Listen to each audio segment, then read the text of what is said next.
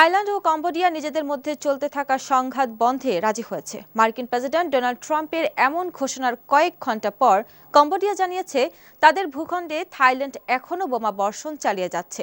বার্তা সংস্থা এএফপি জানিয়েছে গত কয়েকদিন ধরে চলতে থাকা সংঘাতকে কেন্দ্র করে ৫ লাখেরও বেশি মানুষকে সরিয়ে নেওয়া হয়েছে সীমান্ত এলাকা থেকে। থাইল্যান্ড ও কম্বোডিয়া একে অপরকে এই সহিংসতা উস্কে দেওয়ার জন্য দায়ী করে আসছে। কম্বোডিয়ার প্রতিরক্ষা মন্ত্রণালয় সামাজিক যোগাযোগ মাধ্যম এক্সে দেওয়া এক বার্তায় বলেছে, আজ শনিবার ১৩ই ডিসেম্বর থাইল্যান্ডের দুটি F-16 জঙ্গি বিমান কম্বোডিয়ার কয়েকটি স্থাপনা লক্ষ্য করে ৭টি বোমা ফেলেছে। এতে আরও বলা হয়, থাইল্যান্ডের সামরিক বিমানগুলো কম্বোডিয়ার বোমা বর্ষণ বন্ধ করেনি।